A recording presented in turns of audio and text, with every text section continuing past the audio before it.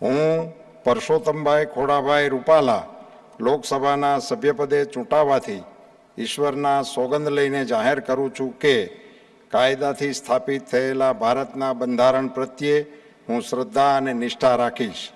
ભારતના સાર્વભૌમત્વ અને અખંડતાને સુરક્ષિત રાખીશ અને જે પદ હું ગ્રહણ કરવાનો છું તેની ફરજો શ્રદ્ધાપૂર્વક બજાવીશ.